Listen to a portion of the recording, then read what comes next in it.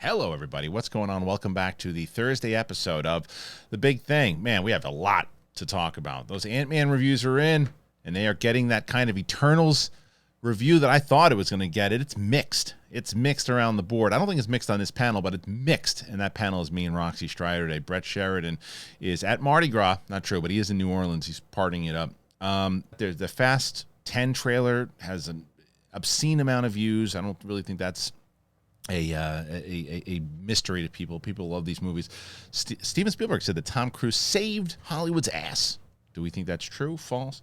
And Kevin Feige offered some updates on Marvel. Now, we're going to get to some of those, and if not more, I don't know how many we're going to get to because Roxy Strider is here, and we're probably going to talk to her about her dating life, as we have been doing for the last, I don't know, it's as riveting as I think like 1923 is right now. And I think that you guys have really been loving it, enjoying it. I have a special surprise, two special surprises for Roxy Strider on the show today. She doesn't even know. She doesn't even know yet. And she's got some special surprises for you guys. We'll talk about that as well. So what the hell are we going to get into today in Big Thing? That's about it. There's a lot. Patreon, everybody. Patreon.com/The Big Thing Show. Sign up today. Got a lot of stuff. I actually have another crazy announcement that we'll talk about inside of all this potential tour coming up soon and Spotify. We've been on video on Spotify, and we're doing really well. We're doing really well. We were in the top charts, and I'm asking you guys to follow us over there and follow some of the episodes over there because that gets us even more. And if you want to show a little class, hit that button. We're almost at 70,000. We're at 66,000, everybody, approaching 67 rapidly, and that's because of you guys. So let's get into this show, everybody. It's myself. It's Roxanne Strider. Let's do it. Come on, let's do it. Shoes and beef, and shoes and beef, and the beef. What's going on, everybody? Welcome back. It's me, Roxy. Thank you to Carbon Health for supporting us, sponsoring this episode. Get Carbon Health, man. I love Carbon Health. Oh, you guys know how many different providers. They're in Boston now, by the way, too. You can go to Massachusetts, so check them out. I love them. Love Carbon Health. Thank them for joining us. The Carbon Health sponsored show. How are you? It's days like today where I feel like you and I need a special handshake. How about this? How about two flicks? No, that's kind of weird, huh? I was going to say at first, I was just trying to be nice, but then I was like, that could be weird. The way you can't flick really with two fingers like that. Who cares? Doesn't matter. It matters a lot to me. No, it doesn't. It doesn't matter. Doesn't matter to me? Mm-mm. Not at all. Is that how life works? Yes. We could dictate. This doesn't matter to you. All right, what surprise do you want first? I have two surprises. So I have the surprise that I'm gonna keep the camera on you, and I want to watch your reaction. Okay. Or one that I think is gonna make you really happy. I want the happy one second. You want the happy one second? In case the first one doesn't go well. Okay, good. Because I think the second one's gonna make you really happy. Actually? Yes, for sure. Give me a topic. No. Oh. I'm just gonna let's do the first one first. Okay, you ready? Here's the first one. I'm not gonna drink anything during this. No. But I don't. Idiot. Oh no, communication. You, me. But I don't listen a lot of. Also, a 7-year-old. That's why I'm here. My wife today gets accepted to art school, right? It's art school. She went back to exactly like proud thing. I go, I'm off to tell dick jokes. Walking off. But I'm an idiot, and I realize this. There's always an 8-year-old that lives in my head. I'm married. I have 2 children, and I'm an 8-year-old. My friend. She is in her early 30s. She's dating in LA. As you guys know, it is not easy to date in LA. How long did it take before this finally happened? Oh, I live across the country. Oh. See? Smart. I know this place. No shit. Across the country. All right, across the country. But either way, but dating's not easy. However, same thing. How long have you guys been dating? A little over a year and a half. I like that you answered first. Smart. Smart, if you want it to last. But finding the person takes a bit. So my friend has been dating for a while, and she's trying to figure it out, and she's trying to make it work. So she comes to me for advice, because I'm married for a while, I have kids. So she's like, okay, so I'm dating this guy, and she finally found somebody that she likes, and she's talking to this guy, and she really likes this guy. And she's like, hey, so I'm really, really enjoying this guy's conversation. He's so nice. He opens the doors for me. I love it. And there's only one issue. And I said, well, what's the issue? She's like, he has a communication problem. And in my head, I should have said, well, what's the problem? Let's talk about it. But instead, I said, a communication problem? What's wrong? He picks up the phone and goes,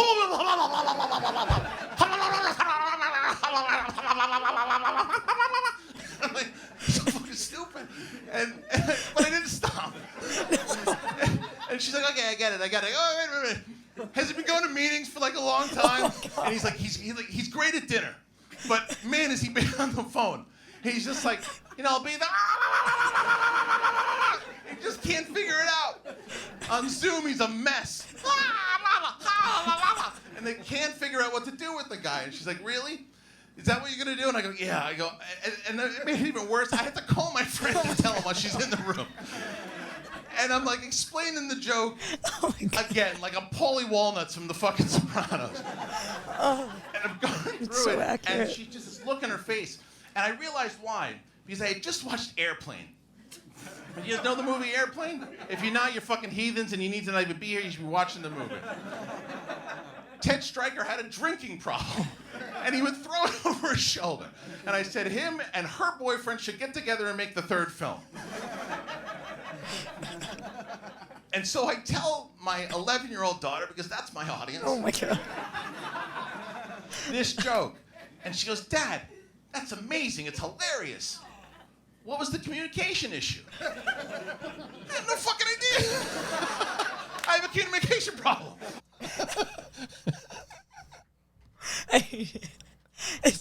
This is what they know is funny because it's true. You told that story exactly Exactly how how it fucking happened. Exactly how it happened. Wow, that murdered too. It did. Good. It did well. It did well. mean, yeah. Oh God, it's gonna be so bad. Should we talk about what's going on first, or do you want this thing that's gonna make you happy first? What do you think? Let's get you happy first, so you can then tell the story. Okay, what? All right. I want you to close your eyes. Oh no. Close your eyes.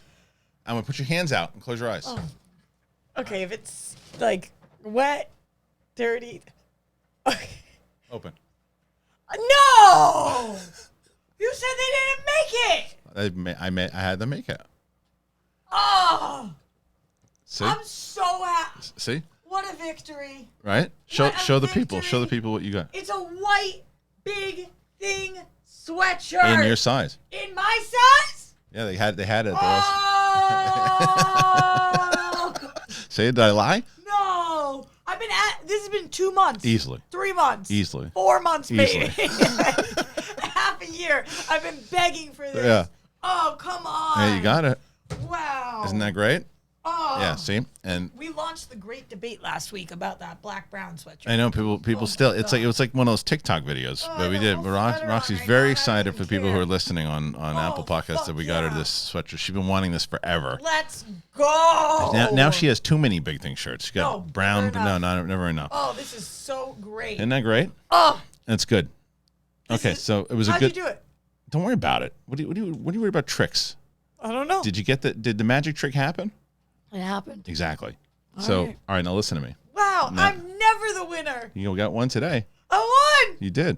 And not only did you win there, we're going to get to the story, but so if you guys didn't know, Roxy is, I mean, she's talked about it on this show and she's talked about your followers. She started a movie called Always Lola, and there's some big news. What's the news? Yeah, we got acquired and it was announced in Deadline today, which is Amazing. really fucking cool. It was like crazy because actually the way that I first found out, not that we had been acquired, that I knew, Right. but that it was in Deadline, is that my friends from back home started sending it. Oh, to that's me, cool. Which was really fucking cool. Like, when oftentimes you do something, our friends from back home Sure, they right. have no fucking idea But what the it is or fact that whatever. they found it on Deadline, But yeah, that's the great. fact that they found it on Deadline was really fucking So I love this, and I love that this was acquired. I have one problem. Okay, what is it? Can I tell you what the problem is? Yeah. I read it. Didn't see your name in it. Yeah, I don't know. I didn't like that. I know. I didn't like that. Well, I'll say, hopefully by the time the people are seeing this, maybe that's different because You're working on it. All right. Yeah, okay. like your name nothing's should be set in in it. stone. I'm Lola. Yeah, you don't have to say it. I'll say it. Your name should be in it. Thank It's you. I silly appreciate it. that your name isn't in it. But shout out to Good Deed Entertainment who bought the movie, and that is good for you guys at home because that means that it will be a movie that They you'll can be see able it. to see. Yeah, that's great. That's really fucking exciting for me. I can see it. Yeah, you could have seen it. No, I couldn't have. Every time there was all times that the screenings were always at times that I couldn't make it. I'm not saying you could have seen it on your side, but on my side, you were invited to see Of course, yes. You didn't say you can't come and see it. You invited me many times. It just unfortunately just never worked out. Yeah. Because you're a busy guy. Yeah, you know? when I really want to see it, so I will see it for sure. But then is there other news that you can share? Or not yet? This was cool too. So sometimes I feel like it will be, and I'm sure you can relate to this. Rains and pours. Yeah, well, I was gonna say sometimes it's like radio silence, and you're like working your ass off, but nobody has any idea, and it's just crickets out there. Right. But so this morning, the Deadline article dropped with Always Lola, and I was fucking stoked. And then I knew for a minute that I had been cast in this movie, Crust, Sean Whalen's movie. If you guys don't know who that is, if you IMDb him, you'll see he has like 150 credits. He's a huge character actor. He's so fucking great, and his directorial debut is this horror comedy movie that is I could not be more stoked about. The script is like fucking hysterical. Yeah. I read it prior to the pandemic. Then the pandemic happened and everything got pushed and whatnot. But now it was announced this morning that I was cast in the movie, and That's great. I was just like, fuck yeah, like let's go. A little momentum Look at you. here. Yeah. Okay, rains and pours, Yeah, man. totally. Okay, now let's get into the stuff that everybody's here for. Yeah, my dating life. Yes. Yeah, you know, I only spend 100 hours a week working and like 1 hour dating, but that's the shit. That's the thing. That's the stuff that's popping. You also really see. You and I have been doing shows long enough. I sent you a picture, and I'll probably post it right now as we're talking about it, of how long we've really been working together. I texted you a picture yesterday. It's been like 8 years.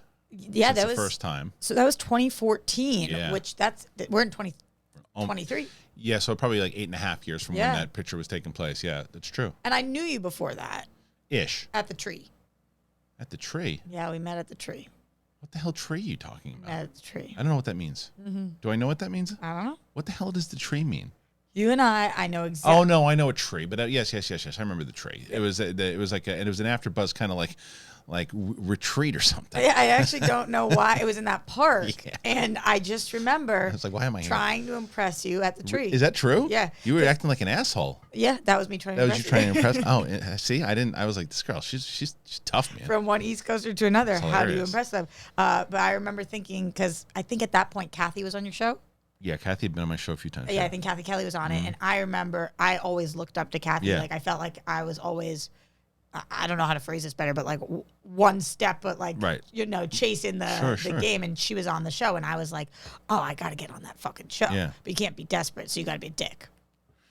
Yeah, I didn't need worked. that. No, that's not why. Because there was a thing at that there were what? I didn't need that. I didn't need that. Actually, that almost lost you the No, job. I was like, I didn't know. Because I remember Ken go, no, she's cool. I'm like, really? I'm like, all right. Yeah, because I'd already yelled at him. Yes, but then what's starting to get to know you at that studio itself was great. And I can't remember how I'd asked. I don't know if Alicia wasn't there or Tiffany wasn't there, and we needed somebody. I was like, you want to fill in, and you did, and you had a lot of research, and you did everything. And I was like, shit, man. She was great, and so I sent that picture, but I don't even know how the hell I started getting into this story. What was I starting to get into? You're saying that the people, we've been doing this a long time, people care about my dating life. Yes. And so what I was saying inside of that is and then we did our show together at Claire Live for a bit. And then but you know how to read what the audience is saying, what bits. You have to, as a segment, it's been working. Oh, it's been working. Listen, and like the day that he finds out this is a segment, that was my next question. dreading. Because especially, Brett's going to be so upset about the headroom on this right now. I can already I can tell. fix it.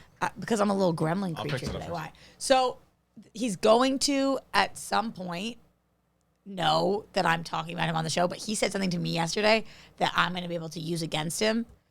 And I wrote it down in a notepad so that I would remember this moment in case it comes to bite me. Now you're going to be so upset with what you just did. I can fix it. Okay. So Keep here's what happened yesterday. Yesterday was Valentine's Day, and we actually hung out, which I was not sure we were going to do, but we did. Because now I guess, like, I'm seeing this guy. Right. So, but that's okay. But wait a minute. So Yeah. I got to go back Yeah. because the last Yeah. episode, Yeah. we talked about how we didn't know where we were with the Yeah. whole conversation. There was a big debate in the comments about what happened as far as wait. Just wait. Just yeah, wait. I saw those fucking Yeah, comments. and it was you waited 4 hours to talk to I him about didn't it. You wait You 4 did. hou- You said it yourself. I waited till the show was done. You said 4 hours later. Your words, not mine. No, I'm just saying I feel like that was misconstrued in the comments. We literally, he said it. We walked into the show. What am I going to do? Talk to him during the show? No, it doesn't change the fact it was 4 hours later. That's how long the show is. Oh, congratulations. I'm just giving you facts I'm here, just lady. letting them know. Fine. 4 hours later, you bring it up. When it's still duration of the show, not duration, you bring it up, and then it turns into a longer thing, and you were confused about how that's going to go. Does that go away? Okay, so here's what happened with that. First of all, every woman that I've spoken to, literally every woman, has been like, oh, you had to bring that up. False. And every man I've spoken to has said, I don't know if I would have brought that up. Right. That's so weird, the dichotomy of like every woman is like, you have to 100% bring it up. You can't let that slide. False. False that they're saying that to me? Yeah. No. False. That's their opinion. Well, their opinion's false. Yeah, it's false. Absolutely false. Just checking, all the women are wrong. It's false. Use that against me. Go ahead. Tweet it out. It's false. Today it was so weird. I'm proud. Kristian just called all women false. It's false. You know what I do now when people tell me, like, so if I'm getting into an argument with someone, tell me that tomato sauce is red. Tomato sauce is red. I don't believe you. Oh. I don't believe you. Move on. That's so not annoying. I don't believe you. Go ahead. Finish. You do have communication issues. Hell yeah, I realize that. Okay. Oh. So this weekend, he was out of town, so I hadn't seen him. I hadn't seen him in 10 days. Yeah, that's what you said. And he was out of town this past weekend, but we were texting, and he brought up something that I felt like was my in to let him know I'm moved on Okay. from it. I don't remember exactly how it went. Something along the lines of, he said some event, whatever, and I was like, you're going to kill me. Go ahead. Do I it. was like, I'd invite you to come with me, but I'll know too many people there. But were you joking? And then wrote like winky face. That's- Okay. I So think then that's he fun. was like, ha ha ha. That's fun. He was like, ha ha ha. We're ready to move on from that. And I was like, 100%. And then we scrapped it. There is no world where I would be upset with you with that. Okay, That's so- a good move. I If you're was like, mad, okay. if you're mad about it for real, I'd go, what are you doing? But you're fucking around. Yeah, of course, that's a good move. So then that was the last time that came up. Okay. And I think it will be the last time it came up because something else came up. Oh, so when I saw him last night, he was like,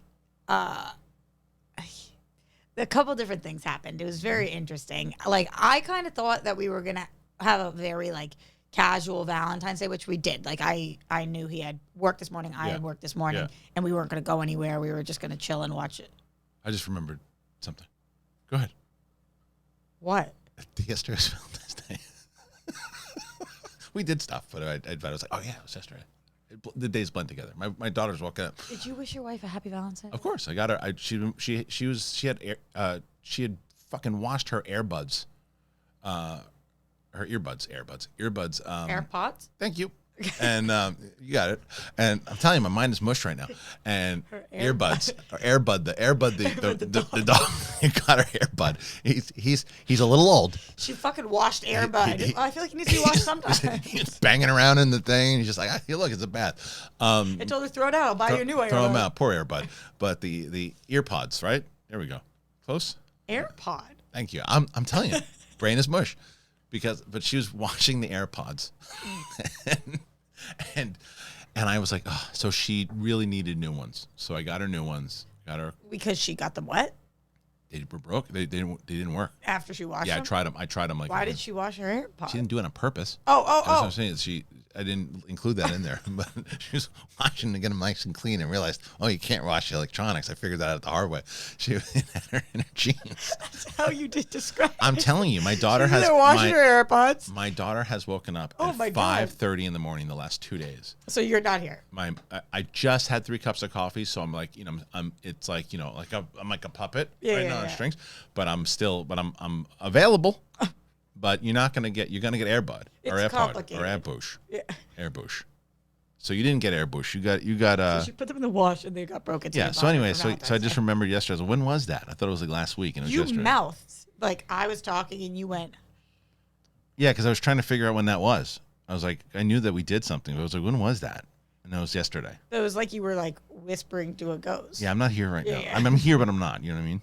Yeah. If I was a wooden boy, That's right. a little wooden That's boy. right. So, but you are here, and you were with him. Yeah. And you guys. So what happens? So we ended up, we just had a drink at his place. Okay. And it was so nice because I feel like we keep doing these fucking extravagant things, premieres Right. and shows, and I just want to spend time with It's him. a different side of it too, and you realize what it's like on the different chill side. I want to know him. Right. And it's hard to know somebody when you're like, duh, duh, duh, duh, duh, duh. So when we were there, he did something that I thought was really smart, which he was like, just want to, like, not make a big deal of this, whatever, but I, like, really liked your friends, just so you know. I think that they were really cool. And, like, awesome. I was really, really impressed by Anna and her premiere that she threw, and by Mark. He was so fucking funny, and I liked them, and I just want you to know that. And I was That's like, awesome. That's really sweet. Yeah. Thank you so much. Yeah.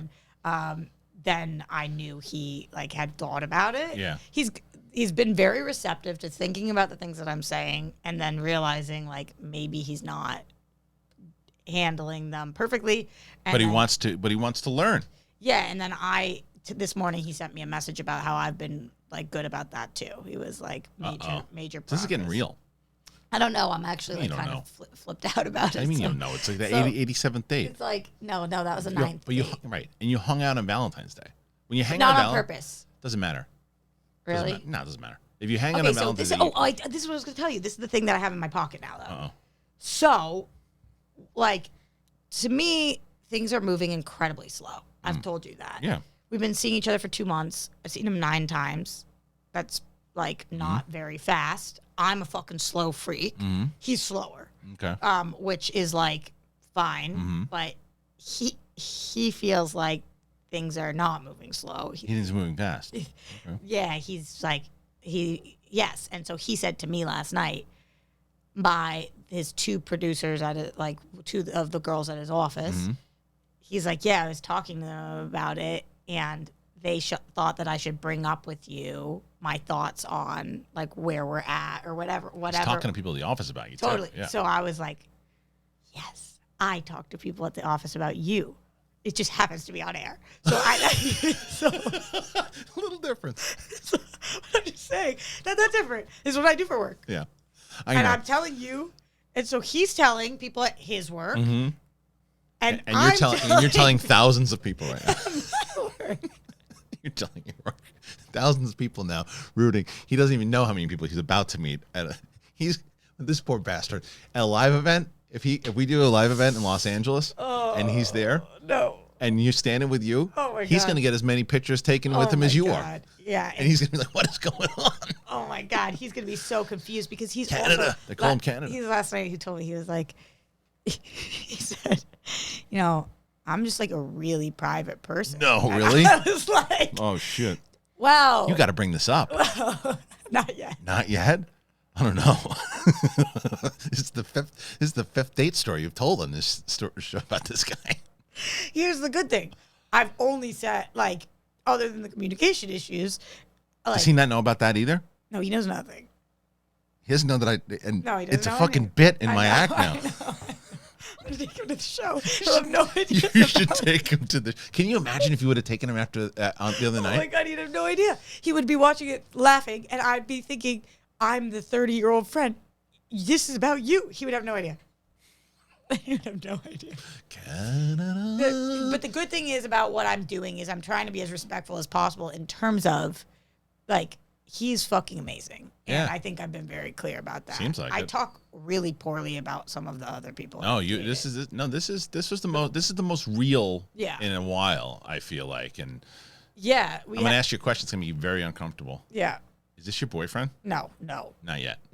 definitely not. You say it like no, like you don't want it to be. No, I don't say it like that. I say it like last night we had like That conversation. not that conversation per se, like the word boyfriend was never brought up, but I was like, I think we both have reservations based on different things that we are looking for from each other. Yeah. And like, I've not had a sleepover with this person. Right. Like that. So you're not my boyfriend. Like we have get it. For So me, yeah. for somebody to be my boyfriend, they need to have met my friends. I need to. That's happened. No. What do you mean?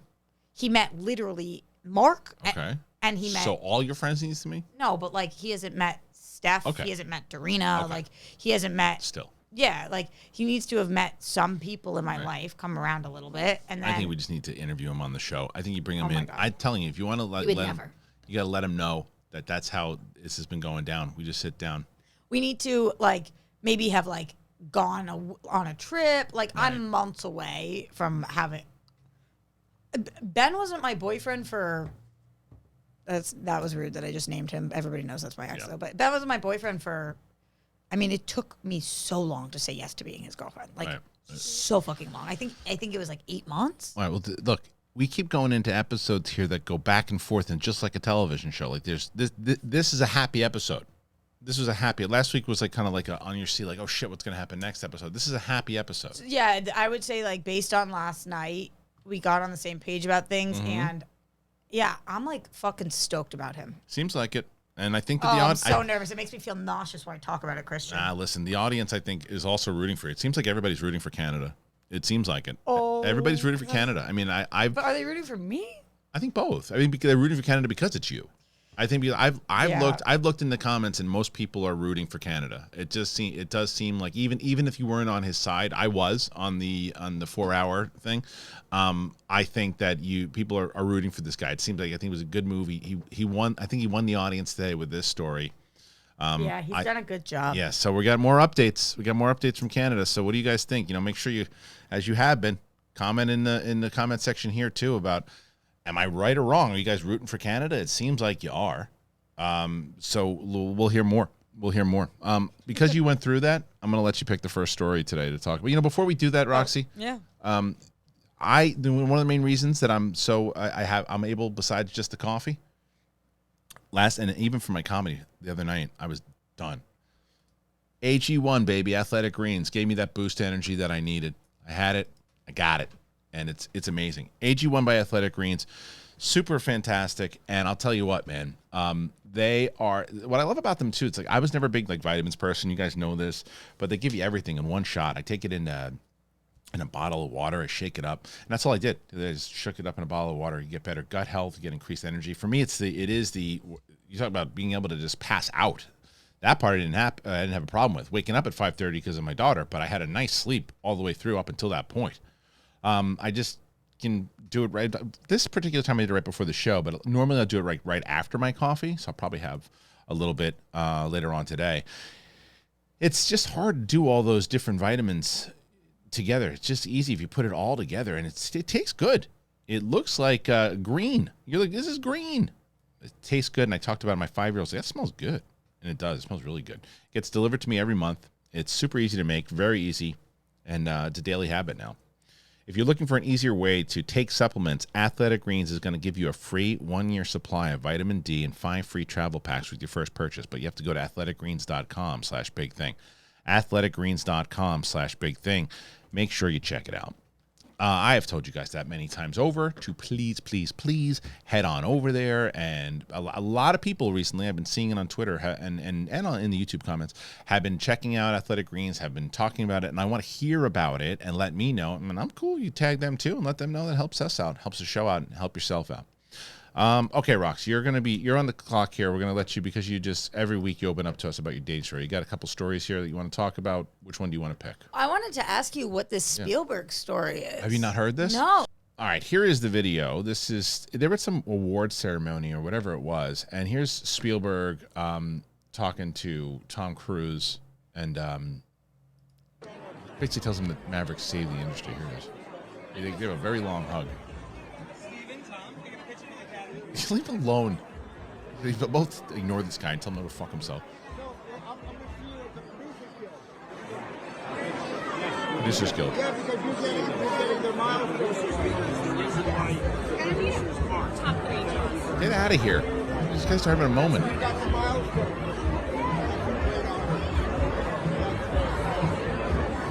But you saved Hollywood. What? Your table is in the second rank, to the left of center. Did you hear She that? says you saved Hollywood's ass. Yeah. Maverick might have saved the entire theatrical industry. Distribution, yeah. Interesting. What do you make of that? I see where he's coming from, because now people will probably, and I haven't read any articles on it, but what I would assume is, especially the comic book movie industry, is probably, what are you talking about? You got, all these movies like Black Panther and Ant-Man and Spider-Man that are doing pretty well in the theater. Yeah, but what's the counter? are those the only movies that can do it? Yeah. What if you're not a comic book movie fan? Temple, whatever it is, yeah. What if you're not that person? Like what if you don't want to watch? Like I don't want to go to the movies anymore because there's nothing out there for me except comic book movies.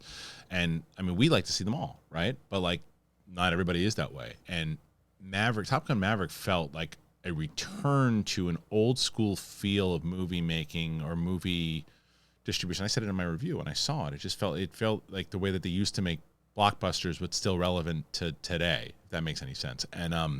And I see what Spielberg was saying to him for sure, and I see the idea. And then you look at something like Indiana Jones coming back, and then you look at even though it's a comic book movie, Michael Keaton coming back. That's probably not a good reference because of the Flash in general, because it's still comic book. But so Avatar, I think, should also be given the credit as well too. Well, it's the second movie of Avatar. It's the second movie of Top Gun. Yeah. Of course, different. But I don't know. I the other day I bumped into Scott Mance, some screening. Oh, nice to see you, Rox. Mayor of all the screenings. And he told me that his money is on Top Gun to win Best Picture. No chance. So you think zero chance?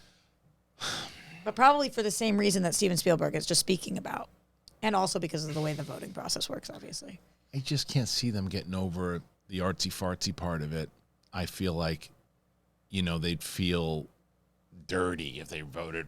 I think it should win. I think it's the best movie of the year, for sure. But I think that they would feel dirty voting for it over like Everything Everywhere All at Once. Or, I think they would feel like, no, it's too commercial. It's too, it's the wrong approach, but I feel that's the way it goes a lot of times. I just can't imagine. I would lose my mind if it won. And I think that it would be great for the Oscars, and I think it would be great for the business if it won. But I'm so curious why he would think that. Something about, like, I don't really fully understand the Oscar voting process, but something about it being fourth on a lot of people, but then a lot of people going for a tar or Everything Everywhere, and like splitting the votes. Yeah, something like that. I think is what he was describing. I also don't think it's going to win. I think Everything Everywhere All at Once is going to win. Yeah. But what was the other one that it was just The Fabelmans, right? Which is Steven Spielberg's. Right, and he'd probably be okay with Top Gun winning after that thing. Yeah, that's really interesting. I don't look at it that way. But I do think that Top Gun did great work. Yeah. Obviously, it's a top 3 movie of me for last year. It was walking out of that movie was I saw you right so afterwards, fucking exciting. But I don't know. I don't know that whether Steven Spielberg was saying that because he was just complimenting Tom Cruise in that moment, or whether he looked pretty genuine. Yeah. No, I don't think he was being disingenuous, but like disingenuine. One of the two. Okay, but I feel like he was. I don't know if I fully understand his point here. Yeah. Like that this saved Well, again, I think it's the industry. Well, I think, you look at it, again, there was what movies were really hitting in the box office that weren't comic book movies? Right, like you said, Avatar. But that came out after Top Gun. Yeah, it did. Right. It so did. It put people like, what got won people... Best Picture last year? What was last year? I can't even think of any movie that came out the previous year. I'm going to look it up. Remember. You can look it up. But, but I knew that your brain was off today. No, there's no chance I'm going to be able to recall it. But I didn't even know Valentine's Day was yesterday or 2 days ago when this came out. But are you looking at? Coda won? Oh, Coda won last year. That's right. I didn't even remember Coda winning. Yeah, that made no money. Right. Animated movies. The big blockbuster movies never win, hardly ever win Best Picture. Hardly ever. Yeah. It's usually the and then Will Smith obviously won for King Richard. Right. And that was last year. Oh yeah, that ceremony. Yeah, that ceremony. But as far as your question, and his point is that I think that remember where we were. I think this is probably the best way to look at it. Remember where we were when we were doing like SCN Live and we talked about how in 2020 no one went to the movie theater. Obviously, nobody was going to movie theaters. Movie theaters weren't open. In 2021, it's the first time I went back to the theater was the end of 2021, and it was for Eternals and Ghostbusters were the first 2 movies. I think Ghostbusters was the first one I saw. Whatever one came out first, that's the one I saw first. I saw the first movie back was the Fast and Furious movie. That was the one you saw back. Yeah. Okay, yeah. So and that was in the middle, right? So it was people were not going back to the theater yet. So the question was when they started to put like, Shang-Chi did pretty well and all these things. So again, if you hadn't been to the movie theaters and you don't give a shit about comic book movies, you're going, why do I want to go back to the movies? I don't need to. This is the big fear in general before the pandemic, is that streaming and the home theaters and everything was going to keep you away from the theater. And then you go, oh shit, Top Gun's out in the theater?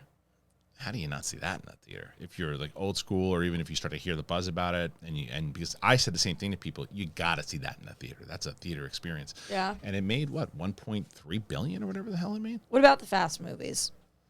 I think that they're gonna continue. I think it's gonna do really well. And that's probably. Do you look at that as comic book movies almost? No. I know they're not, but no. So do you feel like that Top Gun did something for movies that Fast movies don't?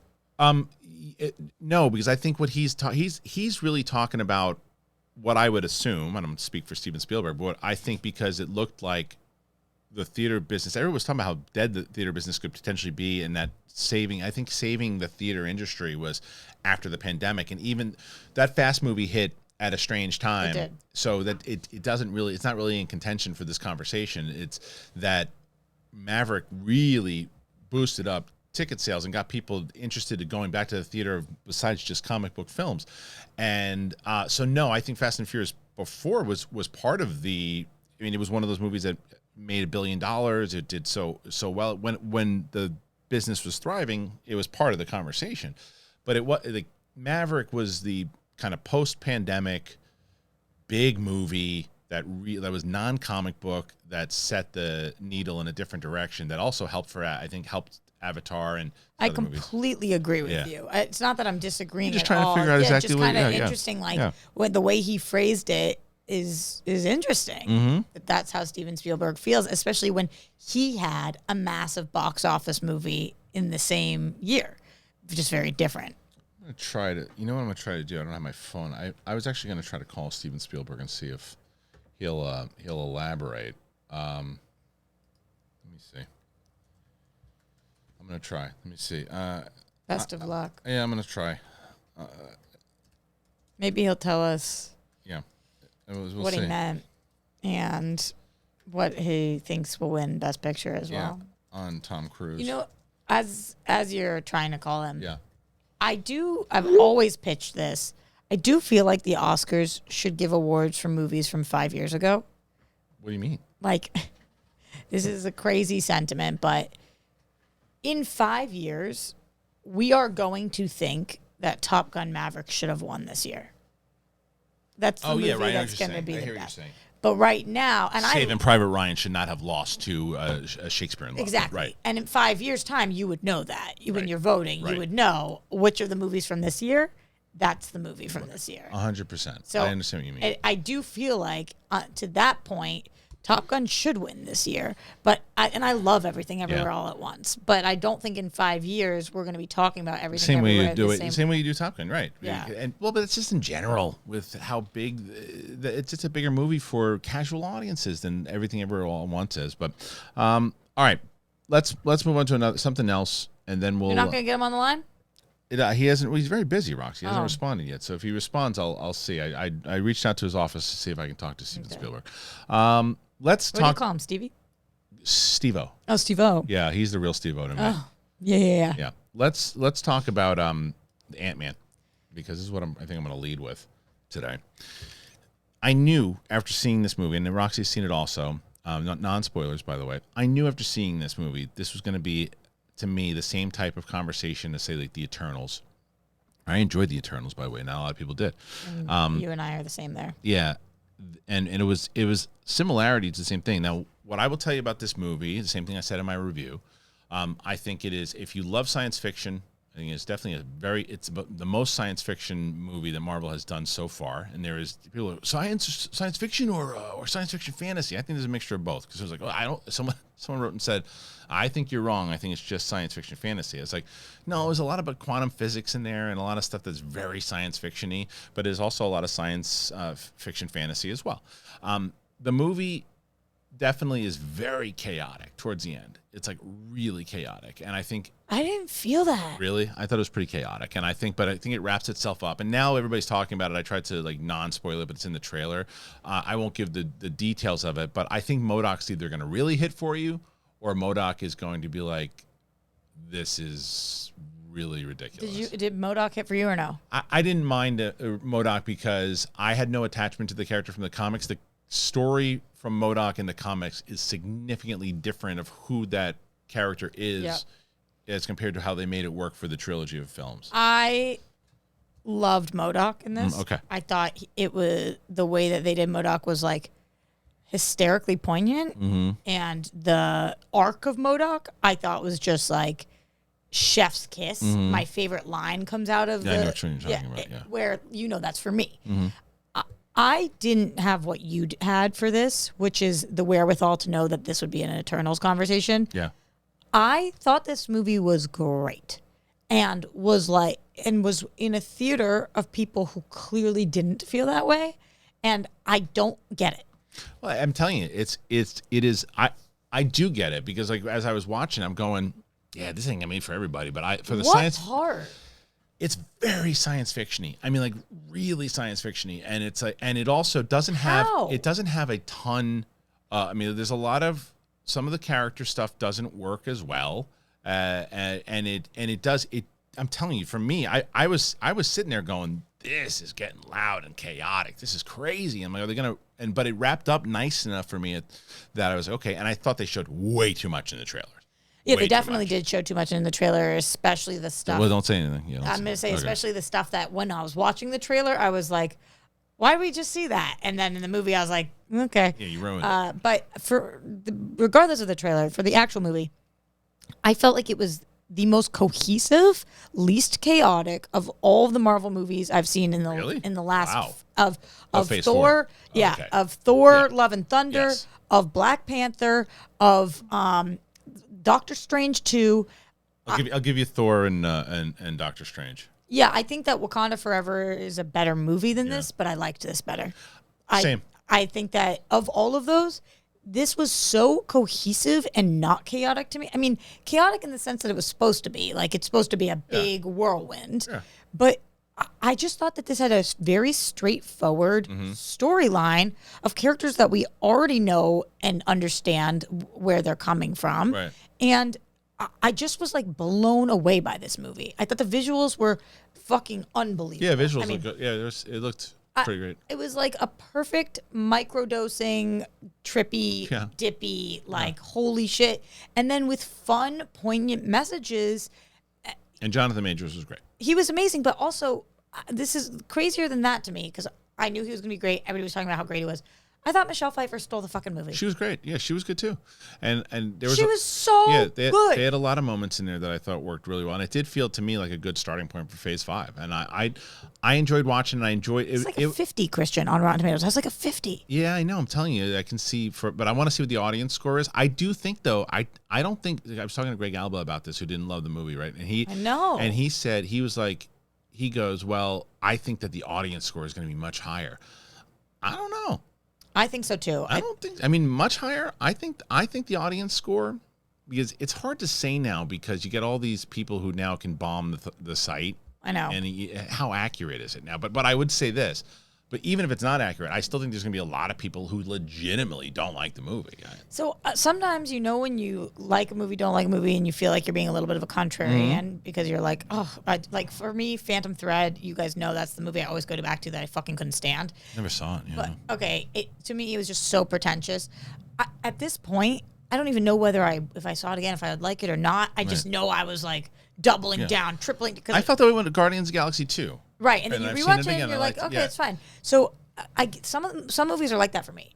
This movie, I'm not trying to be a contrarian at all. I genuinely think that it's the best Ant-Man movie that they made, and I really liked both of the other Ant-Man movies, and I think that it is such a great setup and such a great full 3-act movie. Like I don't get it. I'm missing. Yes, I'm missing it. It's weird for me because like I like it. I think the first one's my favorite, and then this one, and then the second one.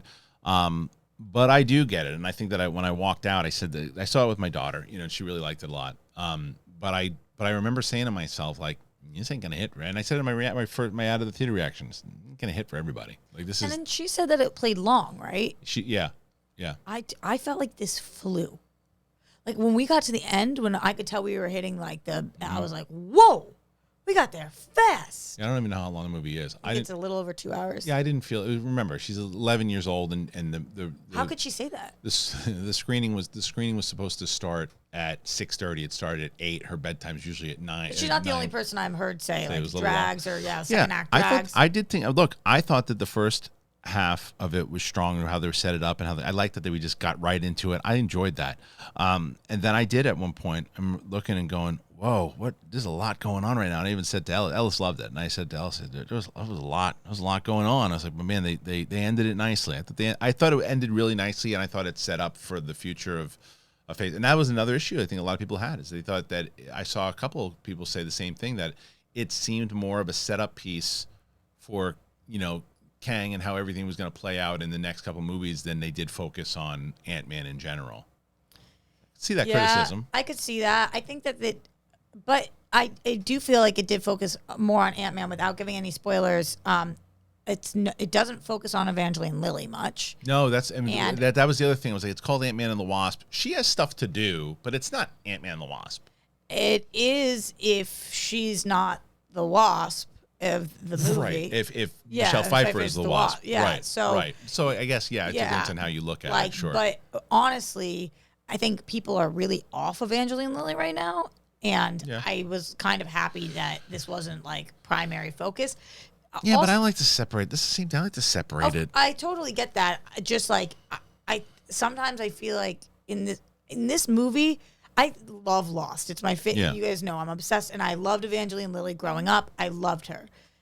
I don't know. I didn't get the sense in this movie that she was like stoked to be there. It seemed like she was not checked out because she's always talented, but like maybe it was the hair. Maybe it was the whole thing. I was just kind of like, I'm glad she's not the centerpiece. Yeah, I don't blame her though. I just don't think they gave her enough to do. I'm not blaming her. Yeah, she was like irrelevant kind of in the movie. I agree. I think that she has stuff to do, for sure, and there's an impact that she has for sure. But she's a character in the movie. She's not the centerpiece. Where I think she was way more the centerpiece in the second one. Whereas it was called Ant-Man and the Wasp. It felt like Ant-Man and the Wasp. This feels like the Wasp is in the movie, for sure. And like I think you make a great point. If the Wasp is centered on Janet, sure, but she's not wearing the suit. Yeah. Yeah. Anyway, so I'm very curious to hear what you guys think. I know that the movie hasn't come out yet, and we'll be doing a ton of spoiler footage on it when it does. I guess my question to you is this: did you have? Were you pumped to see this movie? And are reviews going to detract you from not seeing it?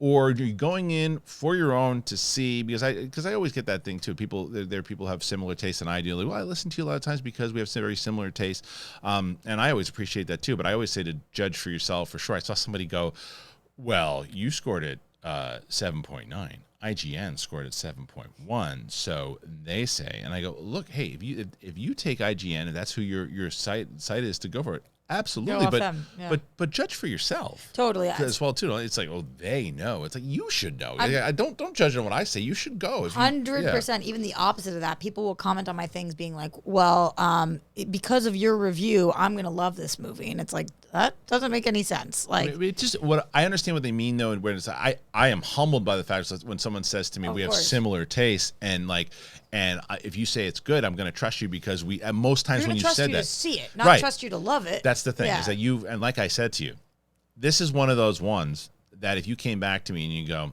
"It was really loud and chaotic and it just didn't do it for me, man," I get it. I just that's kind of my cup of tea. Somebody wrote on my review and said, "Well, you liked Rise of Skywalker, so I'm not listening to you." Right. Well, that's what I mean. You get silly things, and then you always get those idiots. It's like, you get morons. There was somebody who's like, I saw it today, and just you throw them out by their pants out of the store. Someone goes, "Oh, no, I guess safe shill review," and I said, "Hey, dum, have you not watched? Like, I take a shit on Thor: Love and Thunder's face every chance, I get Yeah. it. It's a terrible movie. It's terrible. It gets worse every time I think about it. And Doctor Strange, not that great. Last Jedi, also Disney movie, terrible. I talk about things that I hate all the time with these things. If you want to just have your own political agenda, stick a spoon up your ass and then go stir your own tea in your backyard. Shave your head and go to sleep. It's also interesting that they remember. Like sometimes I'll see people say takes of mine on movies, and they're like, "Well, you felt this way about this thing, and you feel." Yeah, that comes with the job. I'm like, "Wow, did I?" Yeah, right. Like it wasn't that deep to me. Right. It comes with the job. But it's like, but what I would tell you is this: if you're actually like a level-headed human being, which most people on this channel who watch these shows have been, at least the Yeah, your comments. people are dope. Comments are great, aren't they? I told you, they you really. guys at home are fucking good. This is here. a sweet audience so Yeah, far. I it's really my lo- favorite of the audiences with you so far. Do you know why that is, though? I think I'll be honest. I think it's because we talk to them as much as we do. And I think that they feel appreciated, and I think that they feel like they can have actual conversations with people. I think a lot of times, and it's been harder for me because there's a lot of comments, and that's a great problem to have. But I try to go in there and talk to everybody too, because I do too. Because I think that YouTube people don't do that as much. And it's one of the things that started with YouTube in general is that they like to interact and they like to have conversations and they feel appreciated that they're commenting on your videos. That's why we've been getting more comments. And I think that if someone has a conversation with you and you say something, and when it's presented respectfully, and the fact that like, look, man, look, you said you were going to like it. I went, and man, this one just didn't do it for me. And here's why. I really look forward to those comments because it's like, okay, well, what didn't you like about it? I didn't like it because it's totally get it. Hopefully the next one does it for you. Boom, boom, boom. It's I have no problem now. And I don't care if it takes me longer to get to a certain goal on subscribers. I mute words. I hide people from channels if they're looking for. That's why you don't see as many too, because people looking for fights. A lot of their comments don't even make the main page because I've muted certain words and I hide them from the channel and they're gone because. And it's not criticism. Criticism is always welcomed on this channel. Real criticism. I hate the comment I hate the most. Constructive criticism. Like when someone doesn't know, you just can't take criticism. Criticism isn't you suck. Yeah. And this is bullshit and you shill. That's not criticism. That's just name calling. Criticism is, hey, I saw what you did in the way that you broke down this. I don't actually agree with that because I think that this is happening here and I actually really like that. And hey, criticism is something like this where, hey, there's a guy who comments sometimes, he's like a tech guy. And he goes, hey, you know what I noticed is some of the cameras, you could potentially do this because I think it takes away from here and the sound sometimes is this and that. That's constructive criticism. That's something that's helpful. That's something that, can be in a conversation. I love healthy debate. I love sitting down and having a conversation with people. And that's why I think this audience is my favorite audience as well too, that they've done because they're respectful, they're fun. You get turds here and there, but for the most part, it's a really great audience. And thank you guys for everybody out there who's been commenting respectfully and putting in your thoughts and comments. It doesn't have to be a love fest. I don't want a love fest here. No, Yeah. I was pleasantly surprised when we moved over here, and I was a little nervous about it because remember, not nervous in terms of I wouldn't do it because remember I got fucking destroyed at Collider. Oh, you're right. I mean every single day, right. and like if somebody's gonna get destroyed, I'm a good person to get destroyed because I keep it pushing, but it's not fun No, getting it's not- like it's not fun. I can take it, Right. but at some point you're like, why am I doing this show if everyone fucking hates me? Well, it's also part of moderating, right? That's why, like I said, I go in and I make sure that there's certain things like it's just not gonna make the cut. So if you want to spend the time and you want to spend like the time putting in insults and everything too, two things are guaranteed. One, your comment probably won't even make it because there's words that are already blocked out that it's going to put you right to spam, or I'm going to see it and I'm going to delete it and it's going to be gone. You spend all that time for the hate when it's like, and again, like I said, I'm reiterating, it's not criticism. It's just name calling, and there's not a lot of it. There really isn't. Like I was really shocked. Like, I always just expect whenever a Marvel movie or DC movie comes out, you're expecting a lot of the stupid trolly kind of comments to come. I was shocked with how little there were that I had to delete or even find in the spam. There were maybe 10. On what? On the Ant-Man non-spoiler review, which is a good ratio, maybe even less. What you're really good at is not letting 10 feel like 10,000. That's excellent but at that took a that. while. Yeah. That took a while because I think that because now it's when it first started, I wasn't used to it, and now when you look at it, it's just like it's almost like when you're in the kitchen and you're enjoying a really good sandwich and a fly comes in. It's like you just let the fly go away. It's just a fly. It just goes away, and you can try to chase it around and get mad at it. Just let it go away. Sometimes it's really annoying, but Just let the fly go away. It's just a fly. But It's what an if insect. it's a hair in your sandwich? Yeah, You but throw out the whole sandwich or not? Nah. I mean, it depends on where you are. It depends on where you are. In your own kitchen. Keep going. And it's the same thing. Like I look, because now it's just like, it's just noise. It's just noise now. It's like, I had somebody like, and this was the harder part. 2 or 3 weeks ago, I had somebody bring up my brother again, say something really bad about my brother who passed away. Comments? It was on Twitter. It said something like really bad, but I was so happy with myself that I went, oh, okay. Just muted the person, moved on. Yeah. And I was like, because it's like, that is just an angry person. You And mute, you don't block? not anymore. I used to block all the time. Because I feel blocking gives them a win. I feel like they get because when you block somebody, they tweet about it and how excited they are. Mute, they never know it. I like to block because I don't like them to be fighting with other people on my shit. Yeah, I know, but if you block it though, they get that victory. Yeah, they might get the victory, but it's Yeah. just like so annoying sometimes that people like. Yeah, muting. I've been muting. I mute tons of people now because it's just like, I've muted people that we work with. Yeah, that I would mute too. If you don't do something horrible, I just don't feel like hearing. Yeah, it. there's some people sometimes just like, this is just too much for me. But I the can't. blocking has been so helpful for me. I didn't used to do that. Now I block so many people because like the anti-Semitism shit that I Yeah, get yeah, is yeah. like I'm fucking sure. crazy, and I just don't even want it on my wall. Like even if I can't see it, I just don't even You want don't them want it. responding to the other I know. people. Yeah, they'll go. I'll be talking about the Flash, and they'll be talking about fucking Jews, And that's it's like, well, what? that's the part. That's the internet. That's why. Yeah. But look, one thing I can tell you that you don't ever have to worry about, and that's ever worrying about have to shave your beard. Don't worry about that anymore. You can do it nicely. You can do it nicely. You shave your beard. You do it well, and you do it with the new beard hedger. Roxy said, "What's the beard hedger?" She wrote down, it's like the beard hedger is next level stuff. I love the beard hedger. This is Manscaped, man. Manscaped, they sell beard products. It's true. They are revolutionizing men's grooming with the brand new Beard Hedger Pro Kit. From a beard trim to a fresh shave, the technology behind the Beard Hedger Pro Kit allows you to shape your signature beard look. You can finally use Manscaped products to make your drapes match your carpet by going to manscaped.com, but use that code BIGTHING for 20% off and free shipping.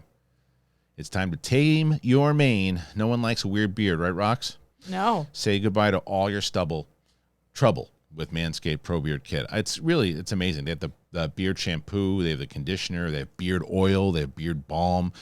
That's a pomade that shapes, styles, moisturizes, and it tames for a sculpted look. It's really amazing. And as I've been growing it out here, and I trimmed it down, Roxy, and then I got it back going again. And I use Manscaped to help me out. 20% off, free shipping. Use that code BIGTHING at manscaped.com. 20% off. Free shipping at manscaped.com. Use that code BIGTHING. Manscaped Beard Hedger. 1 stroke, 1 guard, 20 lengths. I love it. It's great. I'm happy for you. Thank you so much. I'm more happy for everybody else to look at you. Oh, thank you. That's very nice. Yeah. Look at you. All right, look. Let's do one more story, and then we'll call it a day. Can we do that? Yeah. All right. Give me one. So we got we did Ant-Man, and we did Spielberg. What do you want? I think it's got to be Fast. We've talked a little bit about Fast Sure. so far, but I mean, this just was. The trailer hit big, and it did really, really well. Oh, it slapped Kristian. It was so good. Yeah, okay, I'm glad that I still haven't seen the 9th one. I got to watch that before I watch the 10th one. Oh, obviously. no shit. No, I never saw it. Because so you were still doing COVID protocol, so you missed the screening. I missed the screening of it, and then they sent. I have the unopened Blu-ray somewhere. It'd still be on that shelf over there. I'll just never forget that feeling. That was going back to that screening, and I had a beer during it, and I'm just sitting I'm sure, there yeah. in the This is definitely a screening, beer movie. watching Fast with my Corona, drinking it, thinking like, life is good again. Yeah. So I don't know how the movie actually was, but what I'll tell you is it's the best movie I ever saw. What? Because Because you were. I have right. no idea how the movie actually was. Right. It was just the best movie I ever saw. I understand. All right. Well, let's talk about this here. Here's the Fast trailer. Here's what it did. Did really good. Universal Pictures actually announced that the extended length first trailer for Fast 10 debuted on Friday last week. It's been a smash hit. That trailer for the 10th mainline entry in the Fast and Furious franchise, it pulled in roughly 295 million views globally in the first 72 hours of availability, according to Variety. The studio pushed hard on the trailer promotion, announcing the launch weeks ahead of the time and releasing a series of legacy trailers since the start of February, commemorating each of the previous 9 films. They also hosted a trailer launch event in downtown Los Angeles last Thursday, featuring appearances from the cast. Other fan events were held in Mexico, France, and Japan. The trailer came ahead of a 30-second commercial, which aired during Super Bowl on Sunday. It serves as the first of a two-parter, closing out the main franchise, and then yada, yada, yada. Anyway, so it did really well, Rox. Can you believe that this movie has the star power? Like, it's crazy. Charlize Theron, Helen Mirren, Brie Larson, Helen Mirren. I'm not even talking about Jason Statham. Like, it's just like, when you're watching the trailer, you're like, this is I mean, the cast is... It's nuts. It's insane. Yeah. On top of that, it just looks so good. I fall for these movies so hard. And I feel like if you don't, you have a huge stick up your ass. It's like, true. These are the movies that... it's a movie. It's a movie. Like, it's a fucking movie. I can't wait for this. It will be fun no matter what. The one thing I'll say about the trailer that I was surprised by is that, you know, in the last ones, we like get the sense we're going to space and you get all these things. What is the Fast X big thing? Yeah. I'm not sure, but I have and it's okay they didn't show us. No, but I have news for Steven Spielberg is available. His office call back? Yeah. Are you going to call him Steve-O? I'm going to talk to, hold on. Let me see if he's available still. He said he was going to pick. He said he was going to be around. Yeah, what did he mean by that comment? I don't know. I'm going to ask him. A lot of times he, Hello? Steven. Yeah, how are you? I'm Sorry, good. I'm just eating lunch over here. This is fantastic. Always great to hear from you. Oh, listen, I'm honored that you were able to take the call. Listen, so we just listened to your comments with Tom Cruise, and you said that Tom Cruise and Top Gun had saved the box offices or the industry's ass. Can you elaborate on that, sir? Yeah, well, I mean, everything had gone to shit. I mean, people... Listen, nobody saw West Side Story. Did you go see West Side Story? I did. I mean, you might be the only one. I think you're the only one who saw West Side Story. Paul Shepard, wonderful motion picture. But nobody saw it. So, you know, nobody was going to the movies. COVID, it's all a bunch of bullshit. Shutting down all these theaters. Tom Cruise makes a great movie. Puts the asses in the seats. It's fantastic. It's wonderful. He did, but you know, my co-host Roxy Stryer here had said a good point. You know, you're up against him. The Fabelmans is up against him in Best Picture. What happens if Top Gun Maverick beats out the Fabelmans for Best Picture? How would you feel about that? Well, I think it's great. I mean, I made the picture I want to make. It's a very personal picture. I think, you know, very happy with the work we did. It's wonderful performances for everybody's picture. But I think Top Gun is an entertaining movie. It's the kind of movie I used to make, you know, like Raiders. So it's the kind of film that, you know, you get a big bucket of popcorn and you sit there and you stuff your face with it. There's no message to it. There's no agenda. It's just guys flying jets. It's guys, you know, oiled up and playing volleyball or whatever. That's what people want to see. Right. I would see 2 hours of people playing volleyball, just men all greasy and oiled up with their chests out playing volleyball. It would be a fantastic picture. Rumor is that that's your next picture. I'm going to direct Top Gun 3, which is just, it's actually 3.5 hours. Well, okay, cat's out of the bag. And Kristian, you know, I love you. This is an exclusive. Thank you. I'm announcing here that we've just finished a 3.5 hour cut of Top Gun 3. And it's called Volleyballs. Wow. And it's a little kind of a pun. It's a little bit of a pun there, but it's going to be great. 3.5 hours of guys with their shirts off. This one's for the ladies, and I think it's going to do very well. Well, listen, how do I top that? Stephen, thank you so much for calling in. I know you're very busy, apparently shooting volleyballs, so thank you. Very busy. Well, as you know, we're editing the movie, and I'm shooting another movie at the same time we're doing ET2. So I always shoot a movie and edit a movie at the same time for ET2 and volleyballs. So it's going to come out next summer. It's going to be great. So Magic Mike, move over. Oh, man. I'm just kidding. I love Magic Mike. Wonderful movie. Thank you so much, Kristian. You're the best. Thank you, Stephen. Nice to have you. As okay, always, bye-bye. Thank All you. right, guys. God damn it. Let's cut this thing. It looks like shit. Come on. This is bullshit. Oh, I don't think you wanted us to hear that. It's the great Steven Spielberg, ladies and gentlemen. I appreciate Steve-O. it. Yeah, it was really nice to have Steve-O on the show. Incredible. Are you going to review volleyballs or no? Of course. If he gives me an early Brett's cut. going to like that one. I think so, too. Brett did stand up the other day, and I posted it on the channel. How'd it go? It went good. He was very manic energy. I'll tell you, though, as much you can see Brett's set. It's on the channel right now. You should check it out for sure. I have to, before I would be very upset with myself if I didn't. So when I did stand-up comedy, you know, for a very long time. It was my life. And what I did when I was there, I would go and I'd watch comedians, and it was very hard for me in general to, like, sit down and watch full sets a lot of the times because I'm just very antsy, and I would get up and I move, and there were certain comedians that my body told me, don't move. You've got to watch this. And Sebastian was probably like the last person I remember. So I would always watch Sebastian's stuff, and I would always and there was other people. Not that I didn't appreciate everybody's stuff. I always did. And I would always a couple of jokes I would watch, and then I would leave because I would get kind of it's the same way. You've seen me in a comedy, maybe you haven't. I'm always moving, and it's just how I get like.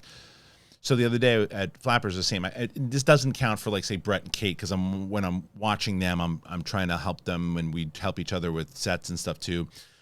But I saw this kid, and I say kid because he's younger than me, but he's been doing comedy for like 10 years apparently, and his name's Opie, but it's Opiyemi Olagbaju, and he just goes by Opie. This kid's brilliant. Really? Brilliant.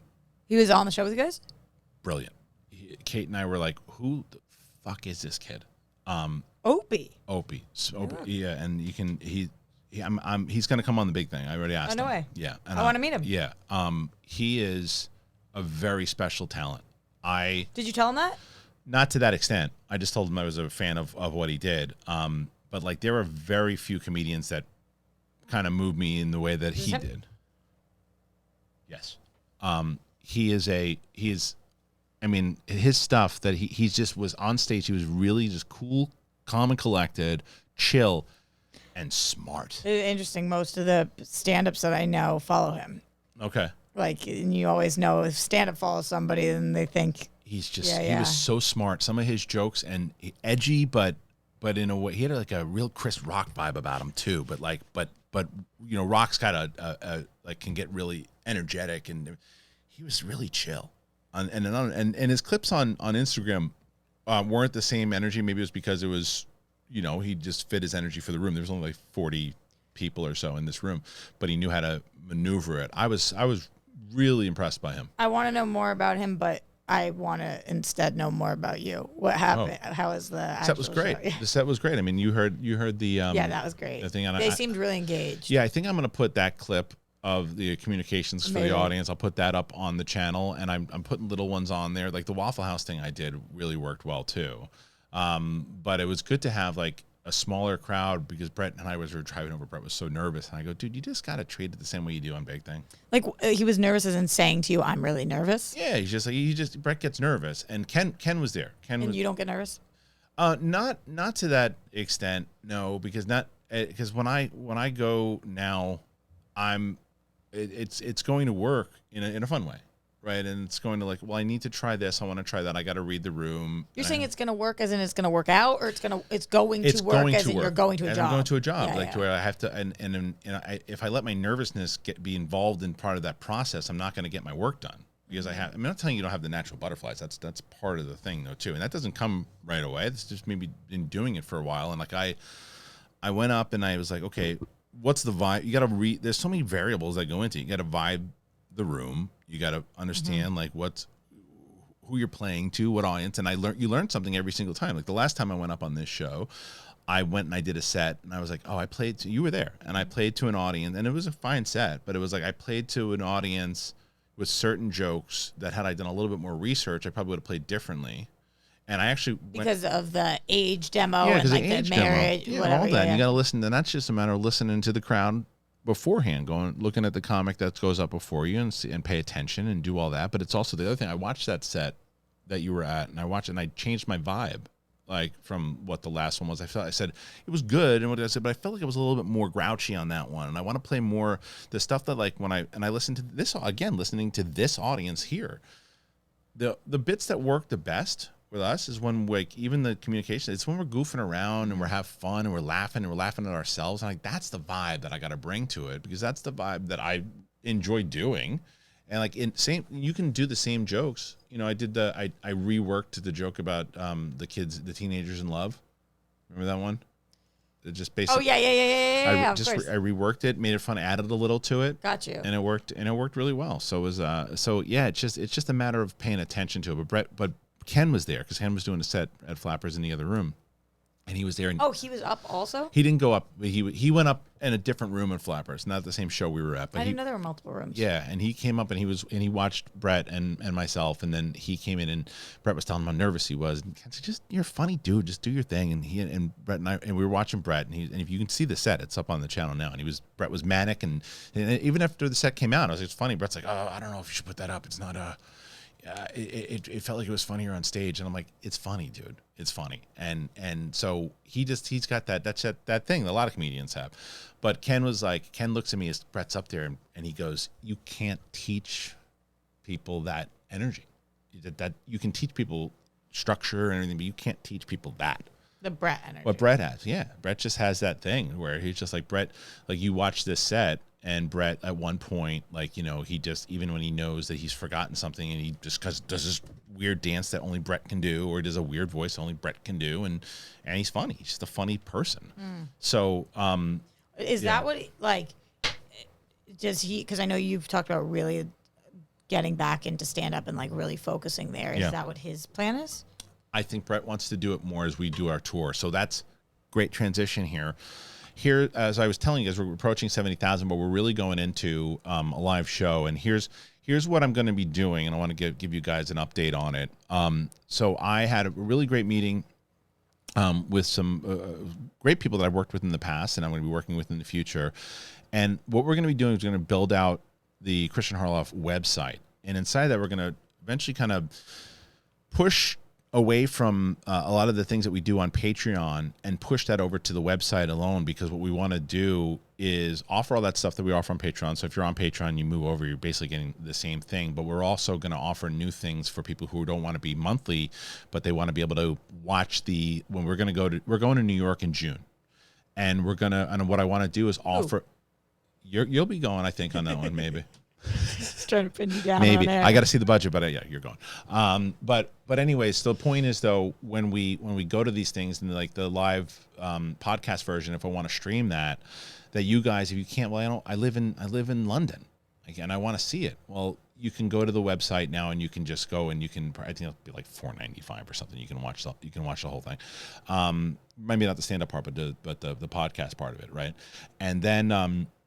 But there's going to be other things that we offer, but we want to do more shows, and we've also put like the ticketing for the live shows up there. I think that the goal is this, and there's nothing set in stone yet, but the goal is this: live show in Los Angeles, probably at Flappers, in like April. At Flappers, that's cool. I think so. Yeah, I think that's where we're going to try to do the first one. Then New York Comedy Club in Manhattan, which will probably be the one that you're on, and then the next night in Stamford, Connecticut. Oh, cool. And then the goal is to look at either Florida or Texas, or, I mean, that's the other thing with this website, by the way, is we're going to start to like get data from you guys and say like, if we came to your city, where would you want us to go? What happened in Boston? If Boston turns out to what be, happened to, hello? Yeah, if Boston turns out to be one of the places that requests us the most, we'll go. We'll go. Yeah, I know. So give me my camera. But that's it. Give me my camera. Right. Hello, Boston. I see you guys. Every time he says something, right? Boston, Boston, Boston. If you don't, we won't get there. I am not enough. Boston, Boston, Boston, Boston. Like, you have to respond. Thank you. I like what you're doing. So that will be. I want to go home. I know. Listen, that'll be a thing eventually. So Connecticut's close. It's close. But all right. So much that we talked about here. Thank you guys so much. There'll be more details with that site and everything as we get closer. But once again, just a reminder that if you are a Patreon, we're going to eventually start we won't shut down Patreon, but a lot of the things that we do and offer on Patreon will be from the website. We just think it's easier. And I know a lot of people have been like, why don't you just start your own website? That's what we're doing. So thank you guys so much for joining us over here. Really appreciate you. Really appreciate Roxy for being here and joining us as always. Thank you guys so much. Make sure you comment. Go and check out Brett's set. Give him a little encouragement over there and let him know if you watch it. Appreciate you so much. And Roxy, where can the kids find you? Everywhere at Roxy Stryer or at Always Lola. That's right. We'll see it soon. Hell yeah, girl.